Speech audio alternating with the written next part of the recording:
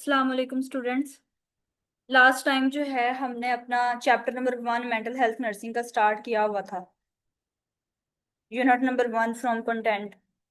और बुक पे भी ये यूनिट नंबर 1 नहीं था जो हमने कंप्लीट जो है वो कवर कर लिया था।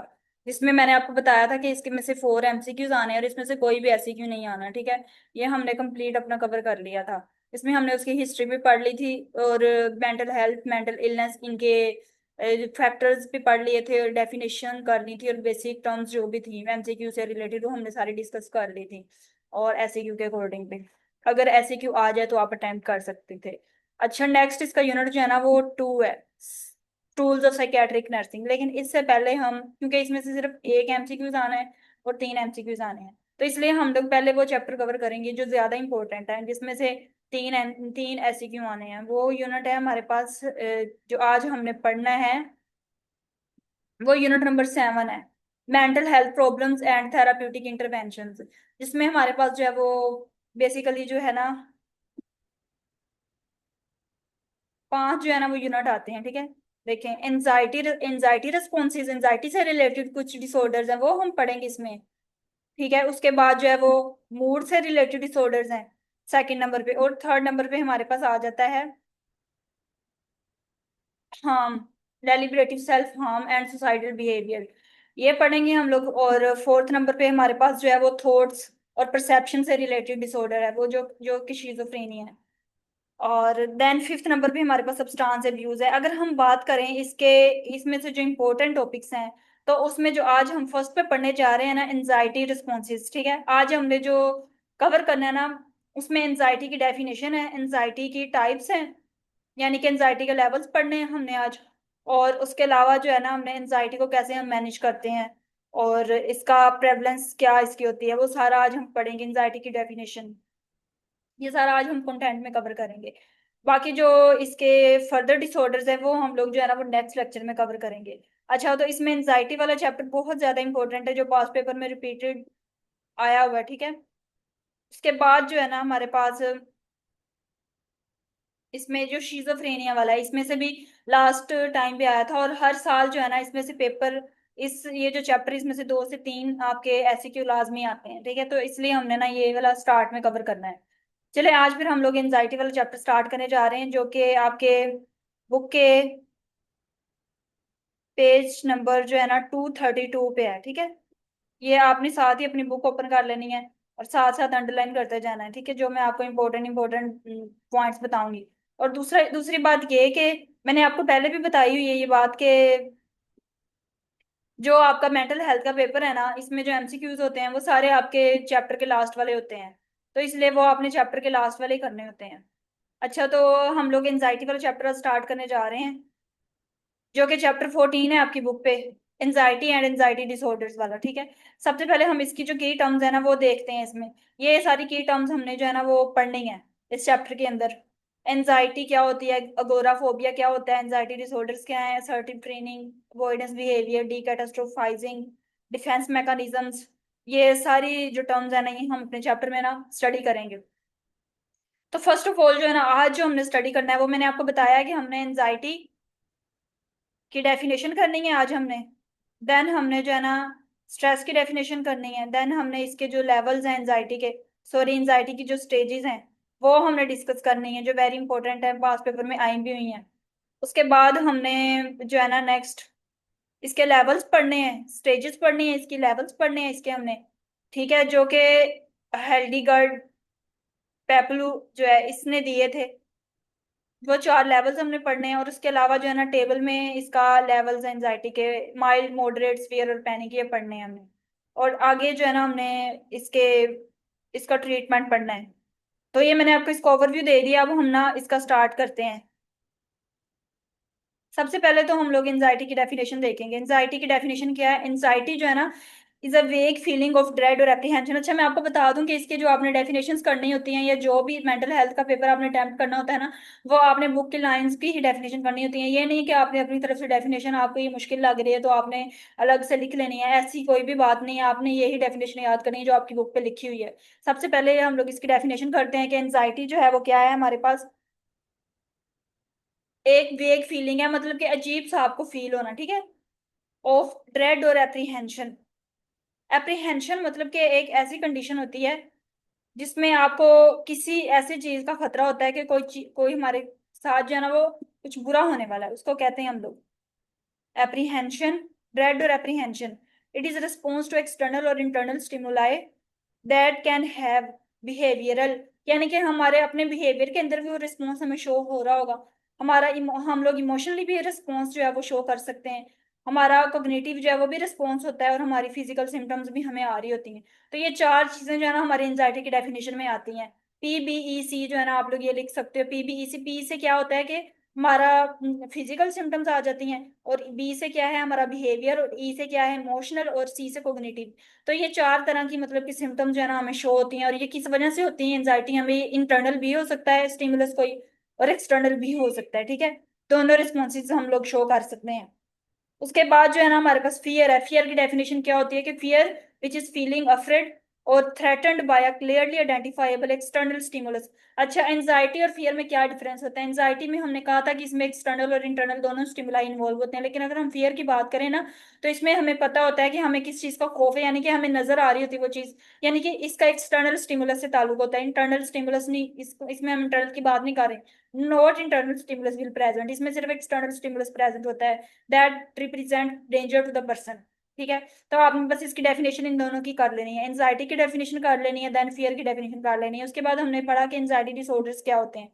एंजाइटी डिसऑर्डर्स में जो बेसिकली डिसऑर्डर्स आ रहे हैं, जिसमें ग्रुप ऑफ कंडीशंस आ जाती हैं, ठीक है, जो कि हमें कॉमन फीचर जो है ना वो शेयर कर रही है, शेयर की feature of excessive anxiety with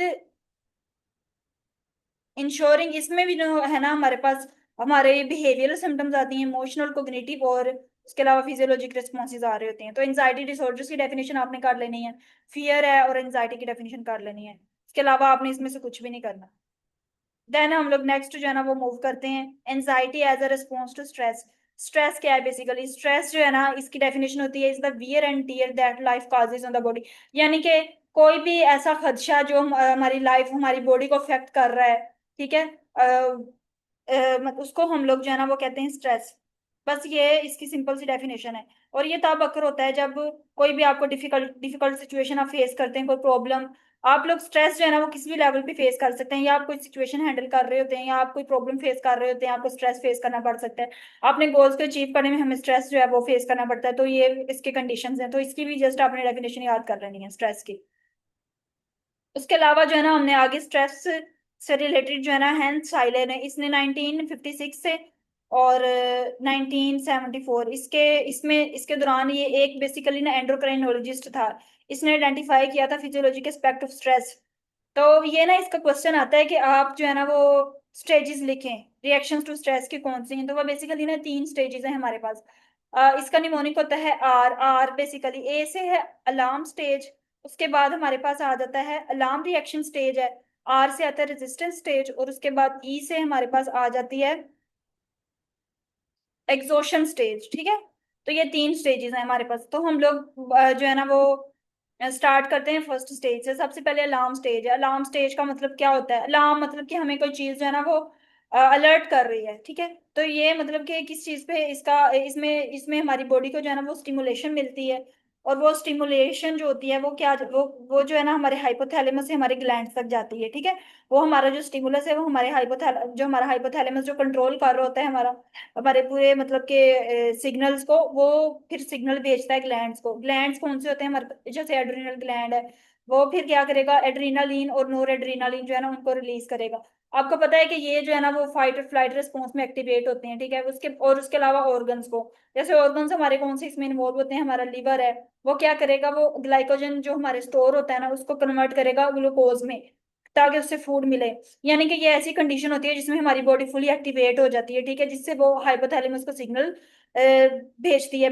hypothalamus से सिग्नल जो है वो जाता है ग्लैंड्स तक, और ऑर्गन्स तक, ठीक है, दो तक सिग्नल जाएगा, ग्लैंड्स तक जाएगा। ग्लैंड्स कौन से होते हैं हमारे पास, जिसमें एड्रिनल ग्लैंड्स हैं वो, और वो क्या करेंगे, एड्रिनलिन और एड्रिनलिन को रिलीज करवाएंगे। और ऑर्गन्स, दो चीजों को सिग्नल जो है ना वो जाता है। ऑर्गन्स कौन से हैं, लिवर। लिवर क्या करता है, यानी कि जो ये बेसिकली फाइट और फ्लाइट की कंडीशन होती है, तो इसमें बॉडी ने जो है ना कंपनसेट करना होता है, तो वो इन दो तरीकों से कंपनसेट करेगी बॉडी अलार्म स्टेज के अंदर, ठीक है।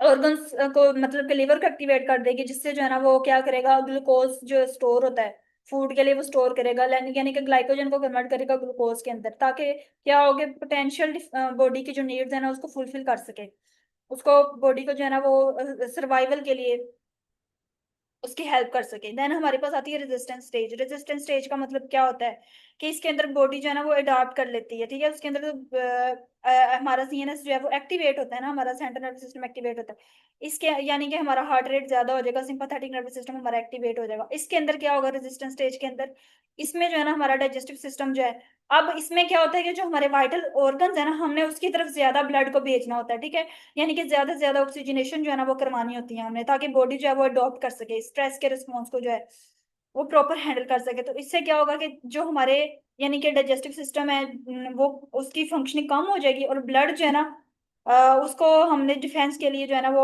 शंट करना होता है। यानी कि क्या होता है कि जो डाइजेस्टिव सिस्टम है ना इसका फंक्शन कम हो जाएगा, यहाँ पे ये ब्लड को शंट करेगा उन एरियाज की तरफ जहां ज्यादा ब्लड की जरूरत है। यानी कि लंग्स, जैसे लंग्स है हमारी, जैसे हमारी किडनीज हैं, तो उसकी तरफ जो है ना ज्यादा ब्लड जाएगा। इसमें लंग्स जो होते हैं वो उनको ज्यादा जो है ना ब्लड उसकी तरफ ज्यादा मूव करेगा, जिससे क्या होगा कि हमारी एयर और जो हमारा हार्ट है वो क्या होगा, फास्टली बीट करेगा, ठीक है। जब फास्ट बीट करेगा हमारा, तो क्या होगा कि सर्कुलेशन ज्यादा होगी, और हाईली ऑक्सीजनेटेड ब्लड जो होगा वो हमारे जो है ना मसल्स तक जाएगा, ठीक है, जिससे उनको डिफेंड करेगा। जैसे हमारा हार्ट है उसकी तरफ ब्लड ज्यादा जाएगा, वो ज्यादा मतलब कि पंप करेगा ब्लड को, और फाइट और फ्लाइट का जो रिस्पॉन्स है उसको कम करेगा, उसको हैंडल करेगा। अगर तो पर्सन इसको अडॉप्ट कर लेगा इस लेवल पे, तो क्या होगा कि बॉडी हमारी रिलैक्स हो जाएगी, ठीक है। और जो ग्लैंड्स होंगे और ऑर्गन्स होंगे, सिस्टमेटिक रिस्पॉन्सेज वो खत्म हो जाएंगे। लेकिन अगर वो नहीं करता, तो वो हमारा नेक्स्ट स्टेज पे जो है ना मूव हम कर जाएंगे, यानी कि एग्जॉशन स्टेज में। तो इसमें कौन से रिस्पॉन्सेज होते हैं, इसमें बेसिकली ये रिस्पॉन्सेज आ रहे होते हैं, हमारा हार्ट रेट ज्यादा हो जाता है, हमारी ऑक्सीजनेशन प्रॉपर होती है, बॉडी जो है वो प्रॉपर ऑक्सीजनेशन की तरफ मतलब के सिस्टम को रिस्पॉन्ड करती है, और लंग्स जो है ना वो हमारे एक्सपैंड होते हैं। तो ये मतलब कि कुछ रिस्पॉन्सेज होते हैं जो कि ये फिजियोलॉजिक रिस्पॉन्सेज जो ना हमारी बॉडी शो कर रही होती है। एक तो होते हैं साइकोलॉजिकल रिस्पॉन्सेज, जैसे जिसमें हमारा नर्वस सिस्टम एक्टिवेट होता है। एक हमारी बॉडी जो रिस्पॉन्स शो कर रही होती है उसको हम फिजियोलॉजिकल रिस्पॉन्सेज कहते हैं, जो कि एंजाइटी के अंदर हम शो करते हैं, जो हम आगे पढ़ेंगे। लेकिन इसके अंदर जस्ट आपने स्ट्रेस से रिलेटेड किस तरह कोप करना है वो याद रखना है आपने। उसके बाद हमारे पास आता है exhaustion stage. Exhaustion stage, exhaust से हमें पता चल रहा है कि एंड हो जाना, यानी कि इसमें क्या होता है कि जब एनर्जी स्टोर्स खत्म हो जाते हैं हमारे पास, तो क्या होता है कि पर्सन जो है ना has responded negatively to the stress and anxiety, stress and anxiety and stress, body stores deplete हो जाते हैं, और जो इमोशनल कंपोनेंट्स होते हैं वो भी यहाँ पे सोल्व नहीं हो पाते। क्या होता है कि फिजियोलॉजिक रिस्पॉन्सेज जो होता है ना हमारा, वो कंटिन्यूसली अराउज हो रहे होते हैं, जिसकी वजह से क्या होता है कि हमारी जो बॉडी है ना वो कोप नहीं कर पाती इसके साथ, ठीक है। हमारे एंड ऑर्गन फेलियर की तरफ यानी कि हम मूव कर जाते हैं स्टेज के अंदर, एग्जॉशन स्टेज में। तो उससे क्या होता है कि स्ट्रेस जो है ना वो उससे डिजीज की तरफ वो लीड कर रही होती है। तो इसके अंदर जो है ना हम फिक्स नहीं करते, हम फिक्स नहीं कर पाते, यानी कि प्रॉब्लम हमारी एग्जैजरेट होती है, और हमारे जो रिस्पॉन्सेज हैं वो एग्जैजरेट हो रहे होते हैं, यहाँ पे बॉडी कंपनसेट नहीं कर पाती, जिससे हमारी जो स्ट्रेस का लेवल है वो और ज्यादा होता है। स्ट्रेस जो है ना वो लीड कर रही होती है डिजीज डिजीज की तरफ, डिजीज जो है ना डेवलप होनी शुरू हो जाती है इसकी तरफ जो है ना। तो इससे ये एग्जॉशन स्टेज के अंदर होता है। बस आपने यही इसके अंदर याद रखना है, ये तीन स्टेजेस थी, ठीक है। जो नेक्स्ट जो है ना हम लोग मूव करते हैं अपने नेक्स्ट टॉपिक पे, जिसमें हमारे पास आता है इसके लेवल जो कि हेल्डिगर पेपलू ने दिए थे। ये आपका क्वेश्चन भी आता है कि हेल्डिगर पेपलू ने जो 4 लेवल दिए थे एंजाइटी के वो कौन से हैं, जिसमें आता है हमारे पास सबसे पहले माइल्ड, फिर मॉडरेट, फिर सीवियर और देन पैनिक। सबसे पहले हम माइल्ड एंजाइटी की बात करेंगे। माइल्ड से हमें शो हो रहा है कि जिसमें हमें थोड़ी अटेंशन की जरूरत होती है, ठीक है, something that is different and want special attention. यानी कि माइल्ड लेवल पे हम लोग जो है ना यहाँ पे जो हमारी फोकस होता है ना हमारा, वो क्या होता है कि हमारी अटेंशन जो होती है लर्न करने की, सॉल्व करने की, प्रॉब्लम्स को थिंक करने की, फील करने की, प्रोटेक्ट करने की अपने आप को, वो क्या होता है कि हमारी जो सेंसरी स्टिमुलेशन होती है वो इंक्रीज हो जाती है, जिससे हमारा पर्सनल फोकस, हमारी अटेंशन ये सिचुए जो हमारे पास ट्रिगर्स होते हैं ना, इसके लिए हम लोग मोटिवेट होते हैं, ठीक है। यानी कि हम लोग ये चीजें जो है ना वो सोल्व कर सकते हैं, प्रॉब्लम भी हम सोल्व कर सकते हैं इसके अंदर। ये माइल्ड लेवल की एंजाइटी है तो इसके अंदर हम ये सारी फंक्शनिंग अपनी कर सकते हैं। फॉर एग्जांपल उन्होंने कहा है जो माइल्ड एंजाइटी होती है ना ये हमारी हेल्प करती है। जैसे हम लोग एग्जाम के लिए प्रिपेयर होते हैं तो उसमें हमें माइल्ड एंजाइटी जो है ना वो हेल्पफुल होती है। इससे हम क्या करते हैं, हम मोटिवेट होते हैं, हम प्रॉब्लम को सोल्व कर रहे होते हैं। इसके अंदर हमारी टेंशन होती है कि हम लर्न करें चीजों को। तो माइल्ड एंजाइटी वैसे जो है ना वो हमारी लर्निंग के लिए इफेक्टिव होती है, ठीक है।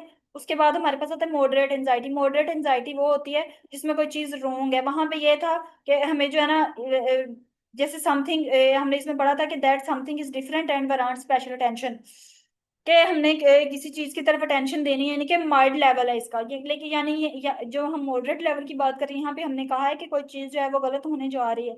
यानी कि इसके अंदर क्या होता है कि पर्सन जो है ना वो नर्वस होता है और एजिटेटेड होता है इसके बारे में। इसके अंदर जो पर्सन होता है ना वो इंफॉर्मेशन को प्रोसेस कर सकता है, प्रॉब्लम्स को भी सॉल्व करता है, वो न्यू चीजें भी लर्न करता है दूसरों से।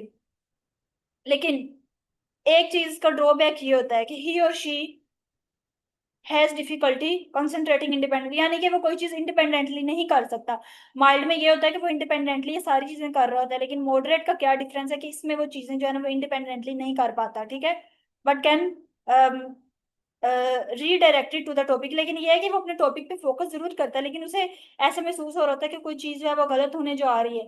यानी कि उसको माइल्ड से मॉडरेट की तरफ वो मूव कर रहा है, उसको थोड़ी एंजाइटी और ज्यादा होती है, तो जिससे वो खुद इंडिपेंडेंटली कंसंट्रेट नहीं कर पाता, यानी कि उसको किसी दूसरे की हेल्प की जरूरत होती है। फॉर एग्जाम्पल उन्होंने कहा है, एक एग्जाम्पल के थ्रू मैं आपको इसको समझाती हूँ कि nurse might be giving pre operative instruction to the client who is anxious about the upcoming surgical procedure. तो ये इसकी एक एग्जाम्पल है।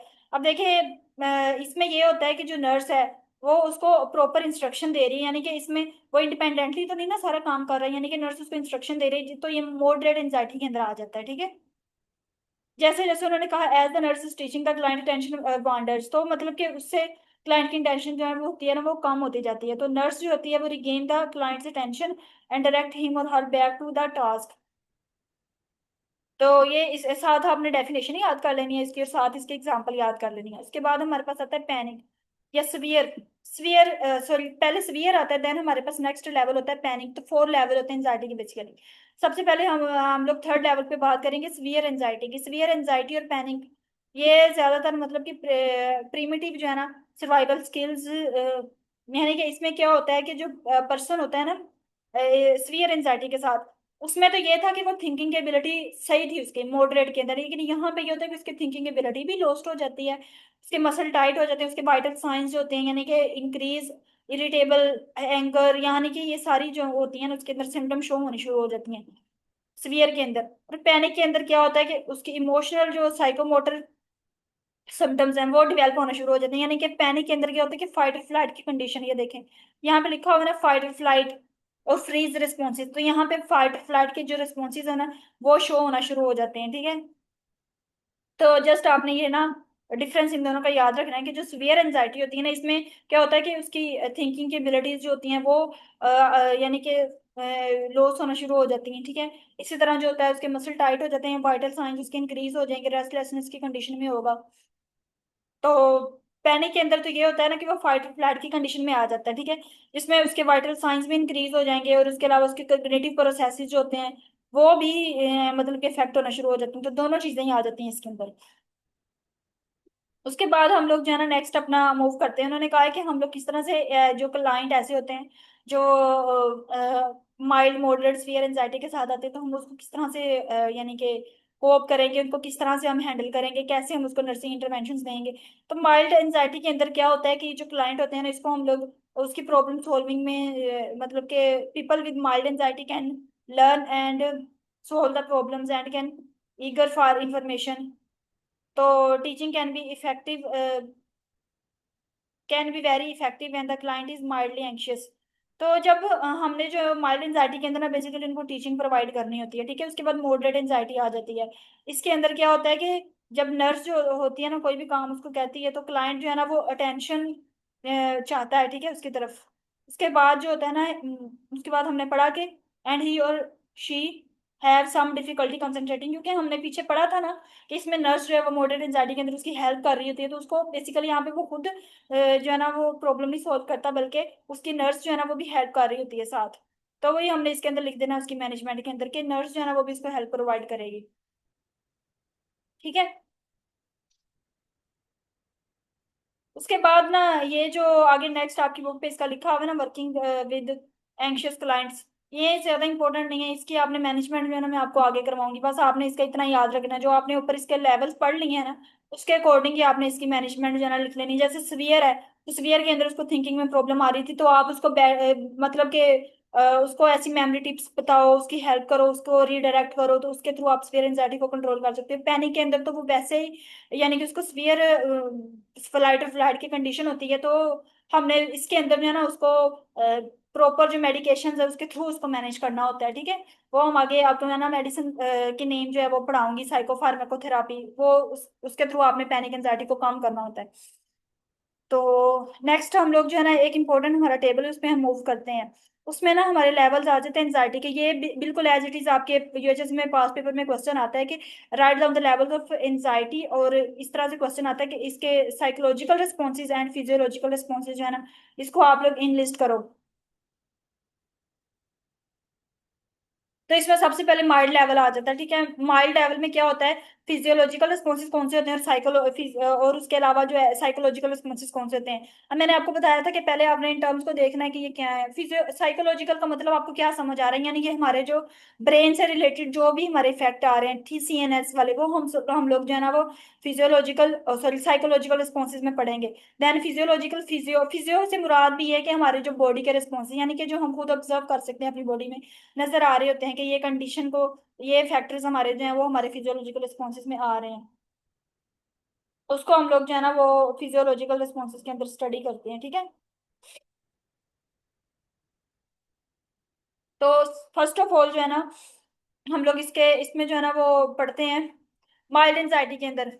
माइल्ड में क्या होता है कि हमारे फिजियोलॉजिकल रिस्पॉन्सेज में क्या होगा कि हमारा जो परसेप्चुअल फील्ड है ना वो वाइड होगी। ठीक है। यानी कि हम लोग वाइड थिंक कर रहे होते हैं, हमारी सेंसेस भी शार्प होती हैं, हमारी मोटिवेशन भी यहाँ पे हाई होती है, प्रॉब्लम सॉल्विंग एबिलिटी भी हमारी बेस्ट होती है। ठीक है। हमारी लर्निंग एबिलिटी भी बेस्ट होती है।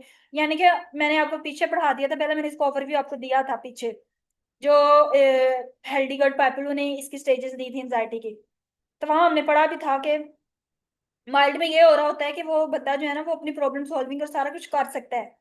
ठीक है। तो उसको भी अपने माइंड में रखते हुए इसको याद कर लेना है। ठीक है।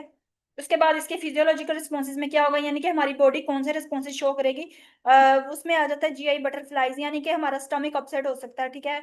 हमारी स्लीप जो है हमें उसमें डिफिकल्टी आ सकती है, हाइपर सेंसिटिविटी टू नॉइज, हम लोग कोई भी थोड़ा बहुत भी नॉइज हो तो हम बहुत ज्यादा यानी कि एजिटेटेड हो जाते हैं, तो इस तरह से जीआई बटरफ्लाइज, स्लीप में डिफिकल्टी आ सकती है, रेस्टलेसनेस की कंडीशन जो आप फेस कर सकते हो, तो ये माइल्ड एंजाइटी के अंदर हम लोग जो है ना पढ़ते हैं।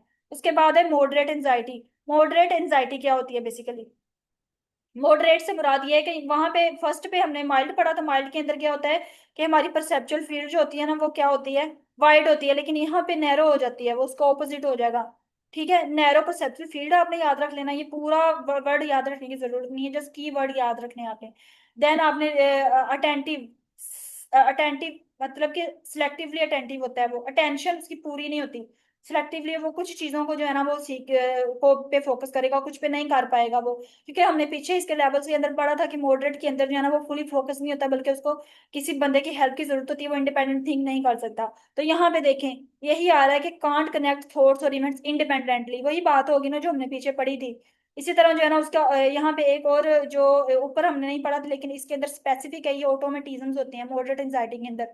तो ऑटोमेटिज्म का मतलब होता है कि जो इनवॉलंटरी मूवमेंट्स आप शो करते हो, मूवमेंट्स इनवॉलंटरी, ठीक है, कुछ आपकी इनवॉलंटरी मूवमेंट जो होती हैं वो इसके अंदर इंक्रीज हो जाती हैं।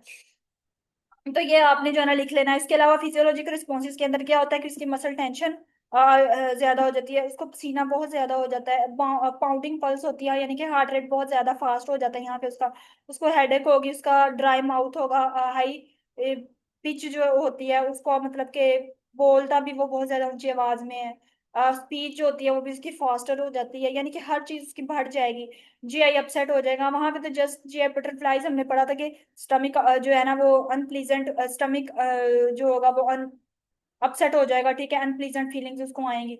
लेकिन यहाँ पे जो है ना वो जीआई अपसेट के साथ साथ और भी प्रॉब्लम्स को फेस करनी पड़ती हैं। Frequent urination. तो ये बेसिकली जो सिम्टम्स है ना आपकी, ये आप सिस्टम वाइज भी याद कर सकते हो, ठीक है, जैसे भी आपको इजीली याद हो सके आप लोग इसको याद कर लीजिएगा। उसके बाद आता है सीवियर एंजाइटी। सीवियर एंजाइटी के अंदर हम क्या पढ़ते हैं, सीवियर का मतलब क्या होता है, यानी कि हद लेवल तक, यानी कि जिसे हम कहते हैं कि मॉडरेट से अगला लेवल, नेक्स्ट सीवियर। उसके बाद होता है पैनिक, यानी कि उससे नेक्स्ट लेवल। यानी कि सीवियर में क्या होता है कि आपकी परसेप्चुअल फील्ड जो होती है वो सिर्फ एक ही डिटेल पे फोकस, पहले तो आप मल्टीपल चीजों पे फोकस कर सकते थे ना ऊपर, लेकिन यहाँ पे आप सिर्फ एक ही चीज पे जो है ना फोकस करोगे, यानी कि वन डिटेल पे। इसी तरह आप लोग टास्क को कंप्लीट नहीं कर पाओगे सीवियर के अंदर, आप प्रॉब्लम्स को सोल्व नहीं कर पाओगे। और बिहेवियर जो है आपका वो एंजाइटी रिलीफ की तरफ होगा आपका, यानी कि आप इतने खुद से बेजार होते हैं कि आपका दिल करता है कि ये एंजाइटी किसी तरह हमसे जो है वो दूर हो जाए, ठीक है। आप लोग कोई भी आपको डायरेक्शन दे रहा होता है, आपको नहीं समझ आ रही होती, आप रिस्पॉन्ड ही नहीं करते तो रीडायरेक्शन। इसी तरह आप रेड और हॉरर, इस तरह की आपकी कंडीशन होती है, आप चीखते हो चिल्लाते हो यहाँ पे। जैसे यहाँ पे ऑटोमेटिज्म इंपॉर्टेंट था ना, यहाँ पे आता है रिटलिस्टिक बिहेवियर, यानी कि कस्टम्स और ट्रेडिशनल जो टास्क होते हैं, ठीक है, उसके अकॉर्डिंग आप जो है वहाँ अपना काम परफॉर्म करना शुरू कर देते हो। तो ये इसके अंदर कुछ जो है ना उससे चेंज है, मतलब कुछ सिम्टम्स वो आपने याद रख लेनी है। देन हमारे पास फिजियोलॉजिकली क्या होता है कि वॉमिटिंग, डायरिया, ट्रेम्बलिंग। वर्टिगो का मतलब होता है चक्कर आना, पेल आपकी स्किन हो जाती है, टैकीकार्डिया, चेस्ट पेन, क्योंकि ये सीवियर एंजाइटी की है ना, तो उससे जो है ना सिम्टम्स आपने थोड़ी और सीवियर आपकी हो जाएंगी। उसमें थोड़ी मतलब के मॉडरेट लेवल की थी। देन हमने पढ़ा पैनिक। पैनिक में क्या होता है कि इसके अंदर तो वन डिटेल पे हो जाता है ना फोकस, लेकिन परसेप्चुअल के पैनिक के अंदर क्या होता है कि आपकी जो परसेप्चुअल फील्ड होती है ना वो सिर्फ वन मतलब रिड्यूस्ड फोकस हिमसेल्फ, यानी कि सिर्फ आप अपने आप पे आपका फोकस होता है, जस्ट आप लोग इसके अंदर जो है ना स्टिमुलाया जो होता है उसको प्रोसेस नहीं कर पाते, आपकी परसेप्शंस और थॉट्स के अंदर जो है ना अल्ट्रेशन आ जाती है पैनिक लेवल पे, क्योंकि हमने पीछे पढ़ा था कि ये फाइट और फ्लाइट की कंडीशन होती है जो पैनिक लेवल पे होती है, ठीक है। तो इसके अंदर क्या हो जाएगा कि आप लोग ना कुछ कम्युनिकेट कर पाओगे, डिल्यूजन और हेलुसिनेशंस होती हैं इसके अंदर, ठीक है। ये आपने लाजमी इसके अंदर लिखना है, अगर आपको ये क्वेश्चन आ जाता है ना तो साइकोलॉजिकल के अंदर आपने ये डिल्यूजन और हेलुसिनेशन का लाजमी लिखना है, क्योंकि हम लोग सारा ब्रेन से रिलेटेड पढ़ रहे हैं ना, कौन कौन से इफेक्ट आ रहे हैं, इसमें डिल्यूजन और हेलुसिनेशन होती हैं। ये हम ना आगे इसके बारे में डिटेल में पढ़ेंगे। डेल्यूजन और हेलुसिनेशन में मतलब कि यानी कि आप लोग जो है ना अपनी तरफ से कोई स्टिमुलाई जो है उसको जज कर लेते हो कि ऐसा है, यानी कि आपको खदशात ऐसे पेश आ रहे होते हैं, वैसे वो चीज एग्जिस्ट नहीं कर रही होती है हकीकत में, लेकिन आपको सिर्फ वहम होता है, जस्ट आपकी मेंटल डिस्टोर्शंस होती हैं। इसी तरह जो होता है मे बी सुसाइडल, आप जो है ना अपने आप को मारने की कोशिश करते हो, क्योंकि पैनिक लेवल पे आ गई है ना एंजाइटी का लेवल। तो इसमें फिजियोलॉजिकल क्या होगा कि आप बिल्कुल खामोश हो जाएंगे, ठीक है, आप लोग हरकत ही नहीं करेंगे। अब इसमें फाइट और फ्लाइट की कंडीशंस के अंदर आपका ब्लड प्रेशर ज्यादा हो जाएगा, फ्लाइट और फाइट की कंडीशन हो आप फेस करेंगे इसके अंदर। पल्स आपकी बहुत ज्यादा फास्टली बीट करेगी। तो ये सारी आपकी फिजियोलॉजिकल रिस्पॉन्सेज, आई होप आपको समझ आ गई होगी, अगर आपको कुछ भी समझ ना आए तो आप दोबारा पूछ सकते हैं। यानी कि इसके अंदर पैनिक के अंदर आपकी सारी मैल अडाप्टिव जो है ना कोपिंग हो जाती है, ठीक है। तो उससे रिलेटेड आपकी मतलब कोपिंग एबिलिटीज आपकी सारी मेल अडेप्टिव हो जाएंगी, वो आपने सारी लिख देनी। जब आप परसेप्शन आपकी, आप थॉट प्रोसेस आपको ऑल्टर्ड हो गया तो आपकी सारी जो है आप बिल्कुल खामोश हो जाओगे ना, जाहिर है उसका क्या रिजल्ट निकलेगा, जब आपकी परसेप्शन सारी और डिस्टोर्टेड होगी, आप थॉट आप कुछ सोच ही नहीं सकते, आप कम्युनिकेट ही नहीं कर सकते, यानी कि आप बिल्कुल खामोश हो गए।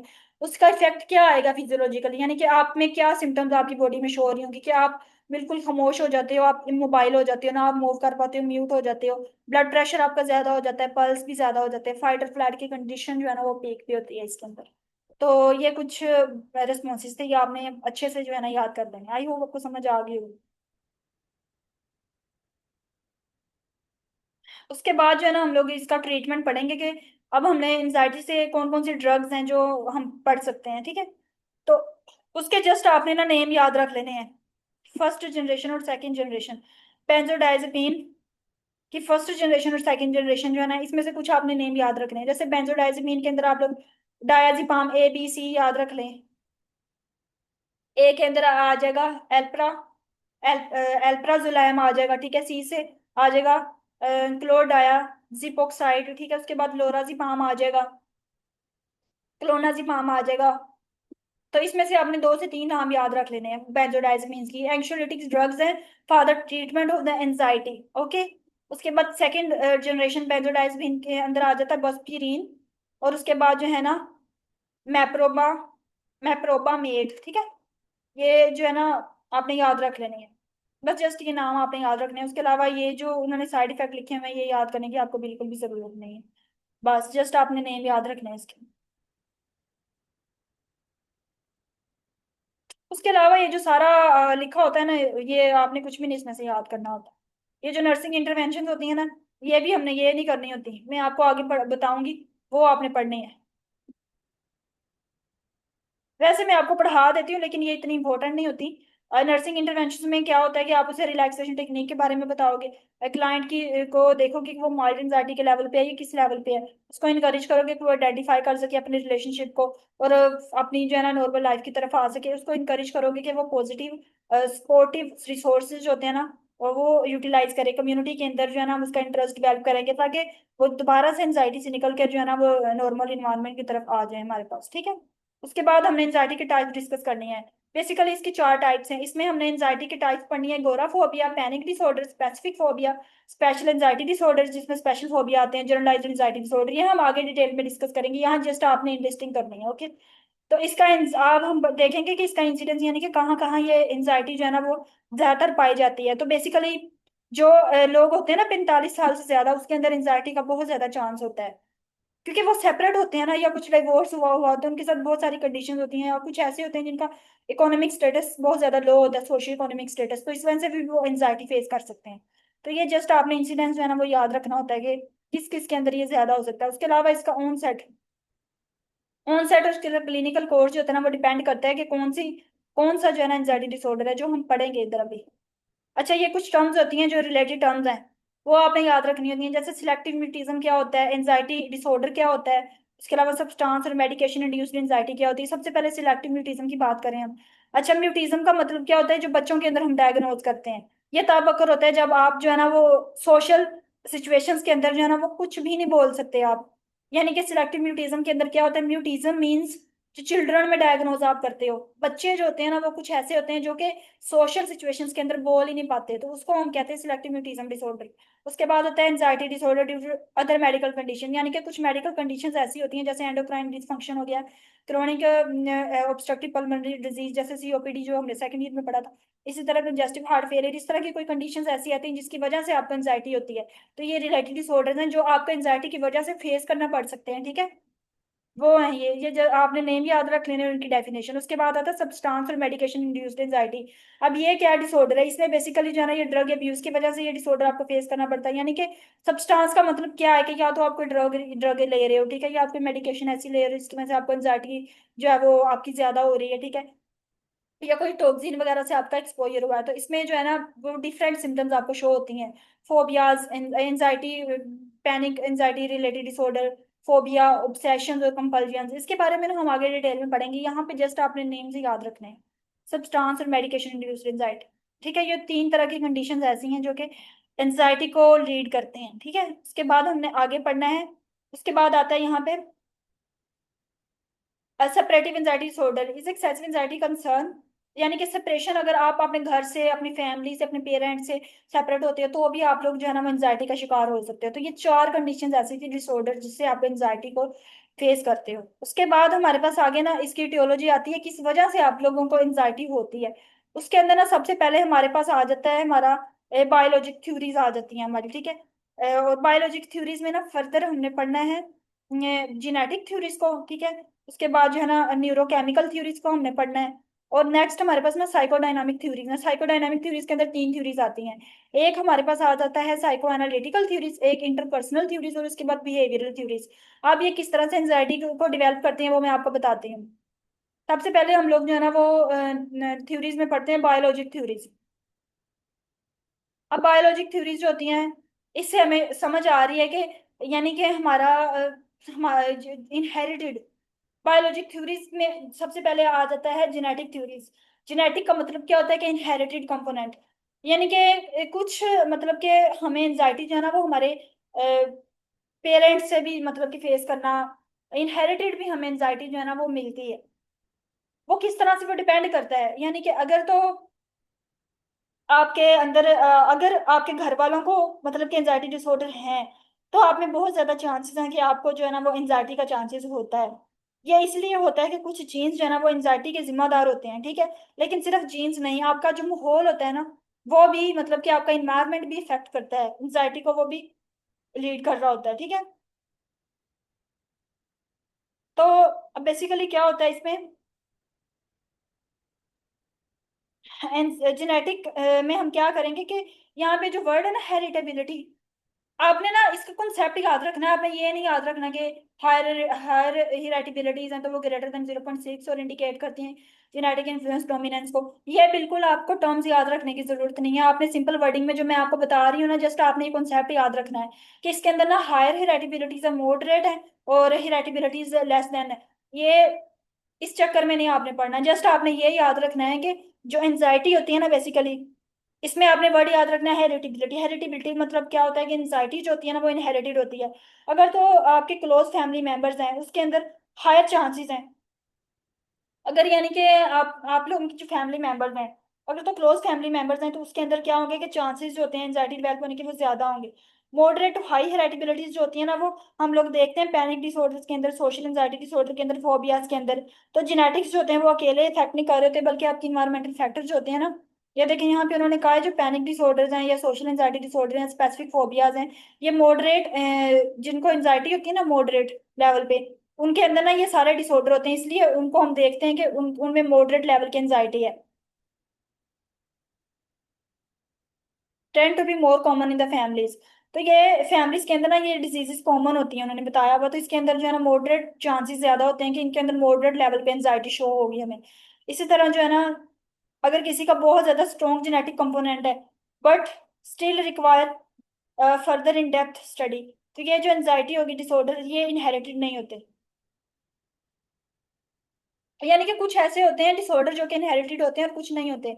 जो जो इनहेरिटेड होते हैं उसके आपने नेम देख लेने हैं कि पैनिक डिसऑर्डर है, जैसे general anxiety disorder, obsessive compulsive disorder है, अगोराफोबिया है। तो ये ऐसा डिसऑर्डर है जिनके अंदर जो है ना जो फैमिलीज में ज्यादा होते हैं, तो जिनके अंदर ये डिसऑर्डर ज्यादा होंगे तो जाहिर सी बात है उनके अंदर एंजाइटी जो है वो ज्यादा होगी। तो बस जस्ट आपने ये कॉन्सेप्ट याद रखना है कि कुछ डिसऑर्डर ऐसे होते हैं जिसमें एंजाइटी के चांसेस कम होते हैं, ठीक है। तो वो फिर जाहिर है फिर वो आगे ट्रांसमिट भी कम होंगे। तो कुछ फैमिलीज के अंदर ये डिसऑर्डर ज्यादा होते हैं तो उनके अंदर जो है ना जेनेटिकली एंजाइटी के चांसेस ट्रांसफर होने के ज्यादा होते हैं। इसी तरह हमने नेक्स्ट पढ़ना है न्यूरोकेमिकल थ्योरीज। इसके अंदर ना तीन न्यूरोकेमिकल के आपने पहले नाम याद करने हैं।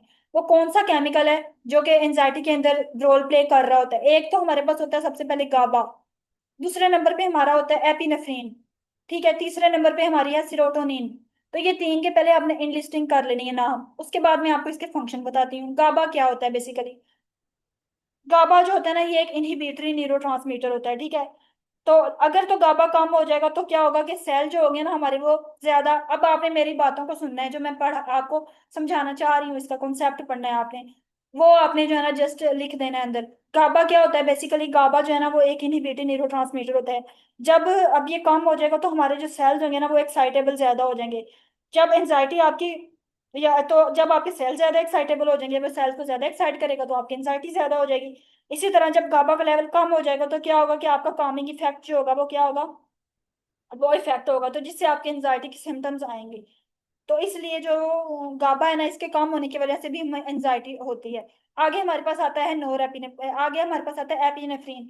एपिनेफ्रीन जो होता है ना ये एक्साइटेटरी होता है, और जो सिरोटोनिन होता है ये भी इनहिबिटरी है, और उसके बाद गाबा जो है ये भी इनहिबिटरी न्यूरोट्रांसमीटर होता है। तो दोनों ही इनहिबिटरी का रोल प्ले करते हैं। जस्ट एपिनेफ्रीन होती है हमारे पास जो एक्साइटेटरी का रोल प्ले करती है। एक्साइटेटरी मतलब कि ये अलर्ट कर रही है। It increases the alertness and arousal, मतलब कि ओवर एक्टिविटी, यानी कि जब आपके पास पैनिक डिसऑर्डर होगा, फियर होगा, आप हाइपर विजिलेंट होते हैं उस टाइम पे, तो अगर इनबैलेंस हो जाएगा ना नॉर एपिनेफ्रीन में, तो उसकी वजह से जो है ना आपको panic disorder, post traumatic stress disorder, anxiety disorder, ये सारा जो है ना एपिनेफ्रीन की वजह से आप लोग को ये डिसऑर्डर फेस करने पड़ते हैं। तो एपिनेफ्रीन के कम होने की वजह से आपकी एंजाइटी ज्यादा होगी, क्योंकि ये एक्साइट करती है, यानी कि ये आपको अराउज अलर्ट करती है। तो अगर ये कम हो जाएगा तो आप लोग जो है ना वो एंजाइटी की तरफ, यानी कि आपका जो ब्रेन की प्रोसेसिंग है ना वो कम हो जाएगी। उसके बाद सिरोटोनिन है। सिरोटोनिन जो होता है ना ये भी आपका एक न्यूरोट्रांसमीटर है, और ये इनहिबिटरी न्यूरोट्रांसमीटर है। यानी कि ये क्या कर रहा होता है, अगर ये कम हो जाएगा तो आपको साइकोसिस आपको मूड डिसऑर्डर इसके चांसेस होते हैं, ठीक है। अगर उन्होंने ये देखो नीचे लिखा हुआ है, उन्होंने एक्सेस ऑफ नोरेपेनेफ्रिन की वजह से आपको post traumatic stress disorder, generalize anxiety disorder, PTSD, ये सारा कुछ फेस करना पड़ जाता है। तो मैं आपको ना सिंपल लफ्जों में इसका ना मतलब समझाती है। न्यूरोट्रांसमीटर के इम्बैलेंस होने की वजह से ना, जब गाबा कम हो जाता है, सीरोटोनिन कम हो जाता है आपका, और आपका नोरेपेनेफ्रिन ज्यादा हो जाता है, तो आपका ब्रेन जो होता है ना वो फियर और स्ट्रेस की तरफ लीड कर रहा होता है। यानी कि बॉडी जो होती है वो रिएक्टिव टू स्ट्रेस हो जाती है, जिसकी वजह से आपको क्रोनिक एंजाइटी जो है ना होती है। तो जस्ट आपने इसका कॉन्सेप्ट याद रखना है, और बहुत ज्यादा आपको इसमें से मुश्किल चीजें याद करने की जरूरत नहीं है। सीरोटोनिन का मैंने आपको बता दिया कि सीरोटोनिन जो होता है ना बेसिकली ये जो होता है ना,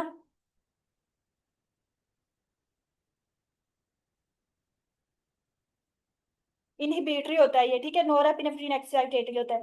तो सीरोटोनिन जो है ना ये न्यूरॉन्स की ओवर एक्टिविटी को रोकता है। तो इससे क्या होगा कि आपका mood, sleep, appetite, emotion regulation जो है ना उसमें ये मदद करेगा। अब जब सीरोटोनिन की कमी हो गई है तो क्या होगा, आपको डिप्रेशन होगी, एंजाइटी होगी, इरिटेबिलिटी होगी, ऑब्सेसिव कंपल्सिव डिसऑर्डर का आप शिकार होंगे। अब एपिनेफ्रीन है, एपिनेफ्रीन क्या है, ये आपके दिमाग को जो है ना, दिमाग और जिस्म को अलर्ट करता है, यानी कि उसको एक्टिव एक्टिव करता है। अब जब एक्टिव करेगा तो क्या होगा कि आपके हार्ट रेट को, ब्लड प्रेशर को, टेंशन को जो है ना बढ़ाता है। तो क्या होगा कि यानी कि फाइट और फ्लाइट रेस्पॉन्सेस को एक्टिवेट करता है। जब ये ज्यादा हो जाएगा नोर एपिनेफ्रीन का लेवल, तो क्या होगा, आपको पैनिक अटैक होंगे, हाइपर विजिलेंट आप होंगे, एंजाइटी होगी आपको। इसी तरह अगर हम गाबा की बात करें तो गाबा का क्या कॉन्सेप्ट है, गाबा जो है ना आपके दिमाग की एक्टिविटी को कम करता है, यानी कि न्यूरॉन की फायरिंग को रोकता है। अब क्या होगा कि अगर यानी कि न्यूरॉन की फायरिंग को रोकता है, यानी कि आपको रिलैक्स करेगा, काम करेगा, ठीक है, आपके स्ट्रेस को रिलीव करेगा। लेकिन अगर ये कम हो गया तो फौरन से आपकी हाइपर एक्टिविटी होना शुरू हो जाएगी, यानी कि आपको सीजर होंगे, आप घबराहट में चले जाओगे। तो ये सारा कंसेप्ट है इसका, जो आपने अच्छे से याद कर लेना, मैंने आपको समझा दिया उर्दू में। उसके बाद आगे हमारे पास आ जाते हैं साइकोडायनामिक थ्योरीज। इसमें क्या होता है कि इसमें सबसे पहले जो है ना वो साइको एनालिटिक थ्योरी आ जाती है, जिसमें ना डिफेंस मैकेनिज्म्स को हम डिस्कस करते हैं। ये फ्रूड ने दिया था 1936 के अंदर। डिफेंस मैकेनिज्म्स क्या होते हैं हमारे पास, ये कोग्निटिव डिस्टोर्शंस होती हैं जो पर्सन जो है ना अनकॉन्शियसली यूज कर रहा होता है, कि वो अपने आप को इन सिचुएशंस को जो है ना वो कंट्रोल कर सके। तो बेसिकली कुछ डिफेंस मैकेनिज्म्स भी ऐसे हैं जो कि हमें हमारी एंजाइटी को जो है ना उसके टियोलॉजी बन सकते हैं। अगर हम इसको ओवर यूज कर लेंगे ना डिफेंस मैकेनिज्म को, तो क्या होगा, हम लोग यानी कि इस पे डिपेंड करना शुरू कर देंगे, तो उससे हमारी प्रॉब्लम सॉल्विंग की एबिलिटी जो है वो खत्म हो जाएगी। हमारे रिलेशनशिप जो होते हैं, जो हम क्रिएट कर रहे होते हैं, वो मतलब कि अफेक्ट होना शुरू हो जाएंगे। इसी तरह हमारी इमोशनल ग्रोथ जो है ना वो अफेक्ट होगी। दो चीजें आपने इसके अंदर याद रखनी, पहले तो ये कि ये हाँ हेल्पफुल होती हैं, हमें हमारी एंजाइटी को रिलीव करते हैं। लेकिन दूसरी बात ये है कि अगर ये ओवर यूज हम इसका करेंगे तो उससे हमारी प्रॉब्लम सॉल्विंग एबिलिटी जो है वो कम हो जाएगी। हमारी जो क्रिएटिव थिंकिंग होती है वो हमारी लॉस्ट हो जाएगी, हमारे रिलेशनशिप खराब होना शुरू हो जाएंगे अगर हम डिफेंस मैकेनिज्म को ओवर यूज करेंगे। तो उससे हमारी एंजाइटी जो है ना वो प्रोड्यूस होगी। तो बस ये चीजें हमें याद रखनी होती हैं। उसके बाद हमारा इंटरपर्सनल थ्योरी आ जाती है। इंटरपर्सनल थ्योरी जो है ना वो हैरी स्टैक सुलिवैन ने दी थी। इसने क्या कहा था कि इसने कहा था कि जो हमारे कुछ ऐसे फैक्टर्स हैं, जैसे अगर किसी को प्रॉपर मतलब कि बच्चा है कोई, उसको ये अच्छी आपने नर्चरिंग ही नहीं दी, ठीक है, उसको आपने प्रॉपर हैंडल ही नहीं किया, उसको आप बचपन में जो है ना वो सही मतलब कि उसको इन्वायरमेंट नहीं आपने दिया, इंटरपर्सनल प्रॉपर उसका मतलब कि इंटरपर्सनल उसके रिलेशनशिप्स जो थे, तो वो आपने प्रॉपर उसको जो है ना वो प्रोवाइड नहीं किए उसके अकॉर्डिंग जो वो उसको देने चाहिए थे। तो उससे भी क्या होगा कि आपकी एंजाइटी प्रोड्यूस होगी। जब वो बड़ा होगा तो उसके अंदर जो है ना कुछ ऐसी चीजें मतलब कि डिवेल्प होना शुरू हो जाती हैं। उसकी कम्युनिकेशन जो होती है, कम्युनिकेशन के दौरान वो एंजाइटी फील करेगा, डिसफंक्शन यानी कि फेलियर की तरफ वो मूव करेगा, उसके टास्क जो है वो सही से परफॉर्म नहीं वो कर पाएगा। तो ये सारा कुछ क्यों हुआ है, इनएडिक्वेट नर्सिंग की वजह से। एजिटेशन उसको होती है जब आप लोग उसको पकड़ते हो, यानी कि छोटा जब वो होता है उस टाइम पे आप उसको सही तरह के तरीके से हैंडल ही नहीं करते, ठीक है, जिस तरीके से आपको करना चाहिए था, उसको मतलब प्रॉपर केयर प्रोवाइड करनी चाहिए थी, वो नहीं आपने की। तो जब वो बड़ा होगा तो उसके अंदर क्या होगा कि वो उसके अंदर डेवलपमेंटल टास्क जो हो गए वो भी प्रॉपर वो उस टाइम पे अपने मतलब के परफॉर्म नहीं कर पाएगा। तो एंजाइटी की तरफ वो लीड करेगा, ठीक है, उसकी कम्युनिकेशन जो होगी वो भी प्रॉपर नहीं हो पाएगी। तो बस ये सारी चीजें जो है ना ये इंटरपर्सनल थ्योरी के अंदर उसने डिस्कस की थी कि इससे जो है ना उसको एंजाइटी प्रोड्यूस होगी, उसकी एंजाइटी बढ़ेगी बच्चे की। बिहेवियरल थ्योरी जो होती है ना, ये बेसिकली फोकस करती है हमारे पास, जो हमारी बिहेवियरल थ्योरी है इसके अंदर ना हम लोग बेसिकली अपने बिहेवियर को स्टडी कर रहे होते हैं, यानी कि जो बिहेवियरल थ्योरीज जो होते हैं ना वो एंजाइटी को लर्न कर एंजाइटी को एक्सपीरियंस के थ्रू लर्न करते हैं। वो बिलीव करते हैं कि जब हम कोई एक्सपीरियंस करेंगे तो हम लर्न करेंगे। तो इससे क्या होगा कि अगर आपने कोई चीज लर्न नहीं की, आपको कोई पहले एक्सपीरियंस ही नहीं हुआ होगा, अनलर्न के थ्रू आप लोग रिपीटेड एक्सपीरियंस कर रहे हो गाइडेड बाय ट्रेन्ड थेरापिस्ट, तो इससे भी क्या होगा कि आपका जो है ना वो मेल अडॉप्टिव बिहेवियर है वो चेंज नहीं हो पाएगा। जब आपने एक्सपीरियंस नहीं पहले किया हुआ तो उससे भी क्या होगा, आपकी एंजाइटी प्रोड्यूस होगी। बिहेवियरल थ्योरी बेसिकली किस पे फोकस करती है? लर्न, ये इससे जो हमारा हम एंजाइटी को कैसे इससे लर्न करते हैं कि एक्सपीरियंसेस के थ्रू करते हैं। जब आपका एक्सपीरियंस ही नहीं होगा, आप लोग अनलर्नड रहते हो, मतलब by repeated experiences guided by train therapist, तो इससे भी क्या होगा कि इंटरफेरेंस आपकी होगी और आपकी एंजाइटी जो होगी ना वो प्रोड्यूस होगी। ठीक है। बिहेवियरल एंजाइटी जो है ना वो लर्न होती है थ्रू एक्सपीरियंस से, लेकिन ये रिवर्सिबल नहीं होती। ठीक है। इसका जो काज होता है ना एंजाइटी का, वो लर्न होता है फ्रॉम बिहेवियर से। मतलब कि इसमें हमने ये पढ़ना है कि it is learn behaviour from past negative experience. People may also learn to avoid situation that cause distress. Anxiety can be unlearned with therapy, positive and positive new experiences. यानी कि आपने जो है ना इसका कॉन्सेप्ट कैसे याद रखना है, साइकोडायनामिक के अंदर आपने याद रखना है कि एंजाइटी जो है ना वो इनर कन्फ्लिक्ट से जनरेट होती है, और प्लस जो है ना उसके अंदर डिफेंस मैकेनिज्म्स आ जाते हैं। इंटरपर्सनल के अंदर एंजाइटी जो होती है वो रिलेशनशिप प्रॉब्लम्स की वजह से जनरेट होती है। बिहेवियरल के अंदर जो एंजाइटी होती है वो लर्नड थ्रू एक्सपीरियंस, लेकिन इसमें जो है ना रिवर्सिबल हम लोग नहीं कर सकते, क्योंकि वो हमारे बिहेवियर के अंदर अडॉप्ट हो चुकी होती है। हमने लर्न कर हम लोग वो लर्न चीज कर लेते हैं, एंजाइटी को हम लर्न करते हैं एक्सपीरियंसेस से। उसके बाद जो है ना हमारे पास आगे नेक्स्ट आ जाता है इसका ट्रीटमेंट। इसके अंदर तीन बेसिक हमने ट्रीटमेंट पढ़ने हैं। सबसे पहले आता है पॉजिटिव रीफ्रेमिंग, सीबीटी है बेसिकली इसका ना। सीबीटी के अंदर हम तीन चीजें डिस्कस करते हैं। पॉजिटिव रीफ्रेमिंग को डिस्कस करते हैं हम लोग, उसके बाद हम लोग डी कैटास्ट्रोफाइजिंग को डिस्कस करते हैं, और थर्ड नंबर पे हम लोग असर्टिवनेस ट्रेनिंग जो है ना उसको डिस्कस करते हैं। तो पहले हमने पढ़ा है इसका पॉजिटिव रिफ्रेमिंग। पॉजिटिव रिफ्रेमिंग का मतलब क्या होता है कि जो नेगेटिव मैसेजेस होते हैं ना उसको हमने पॉजिटिव के अंदर चेंज कर देना। तो इसमें थेरापिस्ट जो होता है ना वो पर्सन को बताता है कि वो पॉजिटिव मैसेजेस क्रिएट करे for use during the panic episode. For example, instead of thinking my heart is pounding, I think I M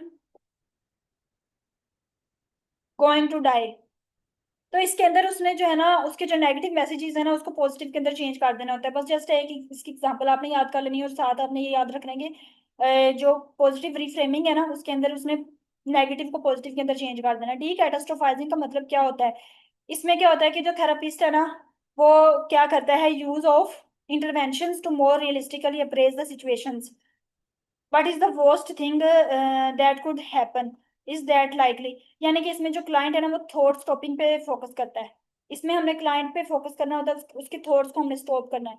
यानी कि डिस्ट्रैक्शन टेक्निक्स जो है ना उसको यूज करनी है हमने, या उसको हमने पानी का छींटा मार देना किसी के मुंह के ऊपर।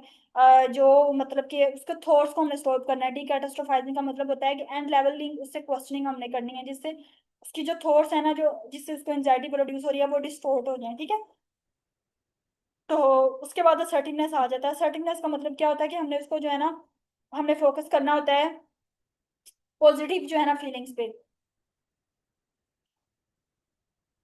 और ये इससे क्या होता है बेसिकली असर्टिवनेस से जो क्लाइंट है ना वो ज्यादा लाइफ लॉन्ग सिचुएशंस पे कंट्रोल जो है ना वो पा लेता है।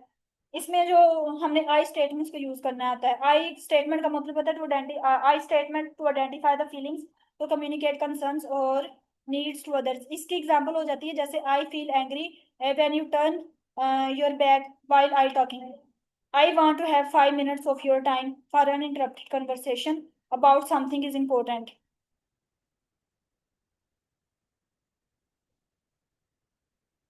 मतलब इसका क्या होता है कि डी कैटास्ट्रोफाइजिंग में जो पर्सन होते हैं ना उसमें क्या होता है कि एक थेरापिस्ट जो होता है ना उसे एंड लेवलिंग क्वेश्चनिंग करता है। ठीक है। और जो हमारे पास असर्टिवनेस है, असर्टिवनेस की मतलब ये होता है कि उससे जो है ना पॉजिटिव रहना है आपने, यानी कि उसको पॉजिटिविटी पॉजिटिव रिस्पॉन्स देना होता है आपने।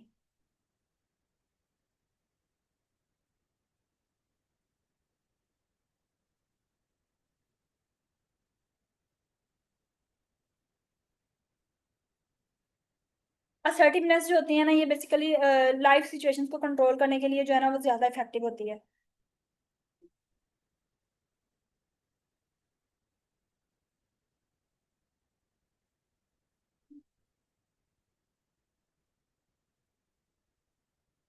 मतलब कि आप लोग इसको समझना चाहें तो मैं आपको इसको आसान लफ्जों में समझाती हूँ कि जो डी कैटास्ट्रोफाइजिंग है ना, ये कॉग्निटिव टेक्निक होती है जो चैलेंज करती है आपके मतलब के फियर्स को। इसमें जो थेरापिस्ट है ना वो यूज करता है, वो हेल्प करता है क्लाइंट की realistically appraise the situation by asking what is the worst that could happen.